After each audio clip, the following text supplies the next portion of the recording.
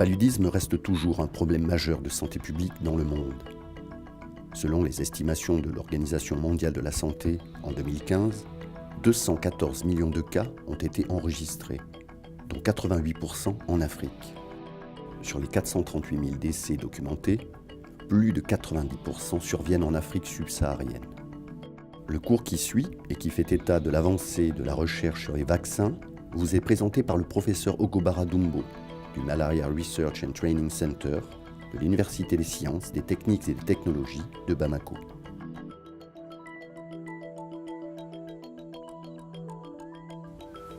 Bonjour à toutes et à tous. J'ai le plaisir de vous présenter ce cours dédié aux vaccins antipaludiques. Il existe à ce jour des stratégies efficientes de contrôle du paludisme, mais qui ne peuvent pas permettre son éradication, d'où la nécessité de développer urgemment des vaccins antipaludiques. Les stratégies actuelles de lutte sont basées essentiellement sur la prise en charge des cas cliniques avec les ACT et les TDR, la chimioprophylaxie des femmes enceintes et des touristes et des militaires, sur la chimioprévention du paludisme saisonnier des enfants de moins de 5 ans en zone sahélienne, sur la chimioprévention du paludisme chez les enfants de moins de 1 an en Afrique en zone de transmission pérenne avec la sulfadoxine pyrimétamine, sur la réduction du contact homme-vecteur par l'utilisation des supports imprégnés d'insecticides, comme par exemple les moustiquaires imprégnés d'insecticides à longue durée d'action, sur la pulvérisation intradomiciliaire avec des insecticides. Une baisse de l'incidence du paludisme et de la mortalité est observée dans beaucoup de pays, en Asie, en Amérique latine, en Océanie et en Afrique. Mais la diffusion de la résistance des parasites aux médicaments utilisés et la résistance des moustiques aux insecticides pondèrent et risquent d'hypothéquer ces importants résultats. Grâce à l'engagement de la Fondation Bill et Melinda Gates en 2007, la communauté internationale parle d'élimination, voire d'éradication du paludisme. Le vaccin reste la stratégie la plus efficiente pour l'éradication des maladies infectieuses, comme ce fut le cas de la variole et bientôt de la poliomyélite. De nombreux candidats vaccins antipaludiques ont été testés ou sont en cours de développement depuis les années 40. D'importants progrès ont été réalisés en Afrique dans le développement clinique des vaccins antipaludiques depuis les années 2000. Pour la première fois, un vaccin antiparasitaire a été testé en phase 3 en zone d'endémie africaine avec une efficacité de 50% et accepté pour un usage humain par l'Agence européenne de médicaments EMEA, suivant l'article 58, le RTSS de GSK. De sérieux candidats vaccins sont en cours de développement avec l'objectif d'atteindre au moins 80% d'efficacité avec une durée de protection d'au moins 12 mois. Dans ce cours, nous aborderons l'historique du développement des vaccins antipaludiques, les mécanismes d'action, les types de candidats vaccins en cours de développement et pour finir, leur niveau d'efficacité et les perspectives quant à l'élimination, voire l'éradication du paludisme. Commençons par quelques rappels historiques du développement des vaccins antipaludiques. C'est en 1940 que le premier essai concluant de vaccin antipaludique dans le modèle du Plasmodium aviaire a été développé. En 1970, le premier essai de sporozoïdes entiers avec 100% d'efficacité en utilisant 5000 anophèles infectés et irradiés a été développé. Entre 2000 et 2002, le séquençage du génome du Plasmodium, de l'anophèle et de l'homme et l'essai de phase 1 de vaccin antipaludique en endémie africaine a été mis en place. En 2015, le premier vaccin antipaludique en phase 3 a passé devant l'IMEA et l'OMS et l'évaluation sur le terrain d'un candidat vaccin à sporozoïdes entiers atténués en injection intraveineuse chez l'homme en Afrique. À ce jour, il existe différents types de candidats vaccins ciblant les différentes phases du cycle biologique du parasite. La recherche sur le vaccin antipaludique a connu d'importants progrès. L'immunité induite par le plasmodium est spécifique de stade, d'espèces et de variants parasitaires. Le choix d'un candidat vaccin suppose la possibilité de bloquer un des stades de développement du parasite. Chez l'homme, on ciblera les stades pré-érythrocytaires et érythrocytaires. Chez le moustique, on ciblera la phase sporogonique dans l'estomac de l'insecte. Il existe donc 3 grands types de candidats vaccins antipaludiques.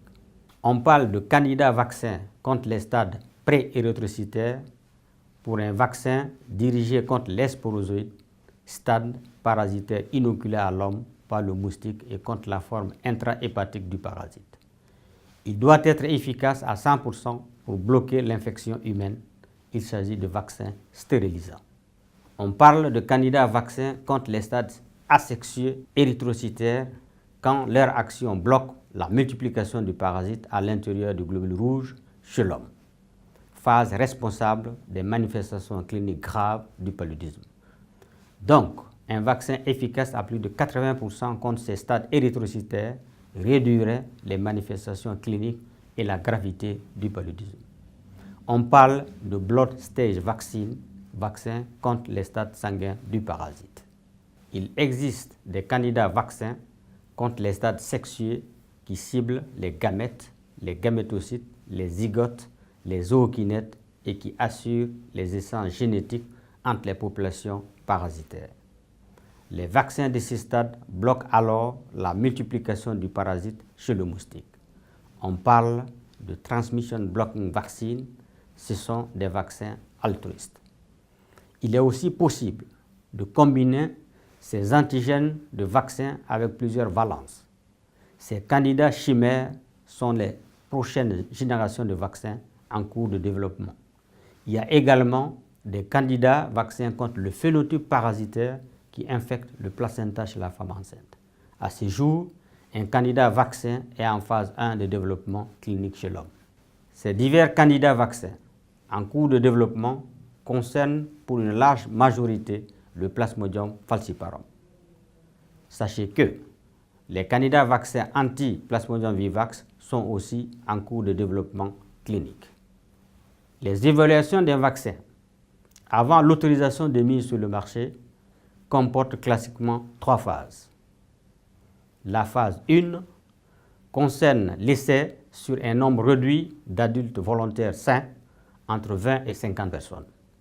L'objectif principal de cette phase est l'évaluation de la tolérance clinique et biologique du candidat vaccin, qui est injecté pour la première fois chez l'homme. En objectif secondaire, la preuve de l'immunogénicité est aussi évaluée. Pour la phase 2, on inclut un effectif plus important de volontaires, jusqu'à 800 personnes ayant un risque de faire les accès cliniques palustres. Cette phase est comparative, aveugle, randomisée et évalue l'efficacité clinique dans la population cible. La phase 3 est la phase d'évaluation de l'efficacité en contexte de terrain avec plus de 10 000 volontaires issus d'une population cible. Elle est aussi comparative, randomisée et aveugle. L'effet protecteur est évalué par rapport au risque de faire la maladie. La phase 3 devrait permettre d'évaluer le niveau et la durée de protection, l'importance des effets secondaires, de déterminer l'âge optimum d'administration du vaccin, sa dose finale, le nombre et l'intervalle entre les doses.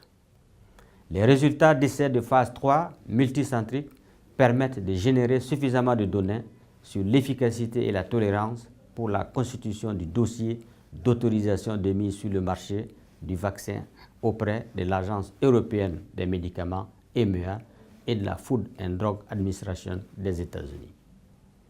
Après la mise sur le marché, une phase 4 de pharmacovigilance est mise en place pour évaluer les incidences d'effets secondaires sur des millions de doses. Les considérations éthiques et réglementaires doivent être strictement respectées au cours des différentes phases des essais pour la protection des volontaires d'études. Depuis les années 80, une centaine de candidats vaccins antipaludiques ont été découverts dans les laboratoires. Seule une cinquantaine a suivi les phases de développement clinique que nous venons de décrire. la phase 1, la phase 2, la phase 3. Une dizaine a atteint la phase 2 et seul un candidat, le RTSS, a atteint la phase 3 en Afrique et testé sur 16 000 enfants. C'est l'approche utilisée par Manuel Elking Patarigo qui, en 1986, a mis au point et testé jusqu'en phase 2 le premier vaccin antipaludique. Le SPF66, c'est un polymère de peptides synthétiques qui cible les sporozoïdes et la phase hépatique. Après les résultats encourageants en Colombie, ce candidat vaccin n'a pas été efficace quand il a été testé en Afrique et en Asie du Sud-Est. Le candidat RTSS de GSK a été testé en phase 3 dans plusieurs pays africains chez des enfants âgés de moins de 5 ans avec une efficacité de presque 50%. Ce candidat vaccin a reçu un avis réglementaire favorable de l'EMEA pour un usage en Afrique. Mais les experts de l'OMS ont demandé des études complémentaires toujours en cours avant son utilisation en santé publique sur le continent africain. La société Sanaria a développé un procédé innovant et unique de fabrication qui répond aux normes de la Food and Drug Administration pour produire des vaccins à base de sporozoïdes entiers atténués par irradiation. Les premiers essais de la phase 1A aux États-Unis ont donné des taux d'efficacité de 90 à 100%. Une autre approche innovante consistant à l'administration de sporozoïdes non atténués avec les médicaments a été développée par une équipe hollandaise avec une efficacité allant également de 90 à 100%. Pour ces deux candidats prometteurs, les premiers essais cliniques en phase 1B sont en cours en Afrique, au Mali, en Tanzanie, au Gabon, en Guinée équatoriale. Une efficacité de 65% spécifique de souches parasitaires a été obtenue au Mali avec un candidat vaccin de l'armée américaine ciblant la phase érythrocytaire. La même efficacité a été obtenue avec un candidat d'un chercheur de l'Institut Pasteur testé au Burkina Faso et au Mali. Pour finir, des tests sont en cours au Mali sur des candidats vaccins du NIH ciblant la phase domestique. Que peut-on conclure de tout cela et quelles sont les perspectives? Pour la première fois dans l'histoire de l'humanité, des chercheurs sont prêts de mettre au point un ou des vaccins antiplasmodiaux, utilisables en santé publique et permettant ainsi l'élimination, voire l'éradication du paludisme de la surface du globe d'ici 2030 à 2040. Pour finir sur une note plus positive encore, si les résultats des essais de vaccins candidats sporozoïdes entiers se confirment en Afrique, il est possible de gagner une dizaine d'années sur les perspectives annoncées. Merci de votre attention. Le prochain cours sera consacré aux différents acteurs de la lutte contre le paludisme.